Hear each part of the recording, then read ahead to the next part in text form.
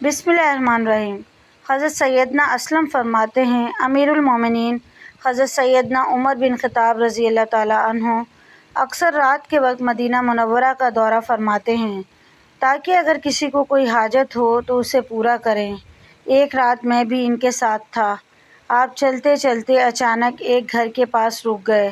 اندر سے ایک عورت کی آواز آ رہی تھی، بیٹی دودھ میں تھوڑا پانی ملا دو۔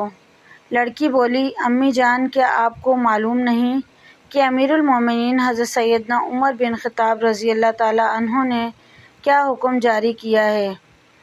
اس کی ماں بولی، بیٹی ہمارے خلیفہ نے کیا حکم جاری کیا ہے؟ لڑکی نے کہا، امیر المومنین نے یہ اعلان کروایا ہے کہ کوئی بھی دودھ میں پانی نہ ملائے۔ ماں نے یہ سن کر کہا، بیٹی اب تو تمہیں حضرت سیدنا عمر نہیں دیکھ رہے، انہیں کیا معلوم کہ تم نے دودھ میں پانی ملایا ہے، جاؤ اور دودھ میں پانی ملا دو۔ لڑکی نے کہا، خدا عز و جل کی قسم، میں ہرگز ایسا نہیں کر سکتی کہ میں ان کے سامنے تو ان کی فرما برداری کروں اور ان کی غیر موجودگی میں ان کی نافرمانی کروں۔ اس وقت اگرچہ مجھے امیر المومنین حضرت سیدنا عمر بن خطاب رضی اللہ تعالیٰ عنہ نہیں دیکھ رہے، لیکن میرا رب عز و جل تو مجھے دیکھ رہا ہے، میں ہرگز دودھ میں پانی نہیں ملاؤں گی۔ حضرت سیدنا عمر فاروق اعظم رضی اللہ تعالیٰ عنہ نے ماں بیٹی کے درمیان ہونے والی تمام گفتگو سن لی تھی۔ آپ نے مجھ سے فرمایا، اے اسلم، گھر کو اچھی طرح پہچان لو۔ پھر آپ رات کو اسی طرح گلیوں میں دورہ کرتے رہے۔ جب صبح ہوئی تو مجھے اپنے پاس بلایا اور فرمایا، اے اسلم رضی اللہ تعالیٰ عنہ، اس گھر کی طرف جاؤ اور معلوم کرو کہ یہاں کون کون رہتا ہے، اور یہ بھی معلوم کرو کہ وہ لڑکی شادی شدہ ہے یا نہیں۔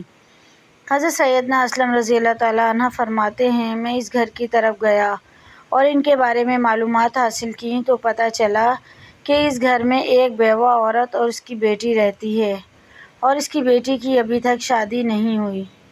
معلومات حاصل کرنے کے بعد میں حضرت سیدنا عمر کے پاس آیا اور انہیں ساری تفصیل بتائی۔ آپ نے فرمایا، میرے تمام صاحبزادوں کو میرے پاس بلا کر لاؤ۔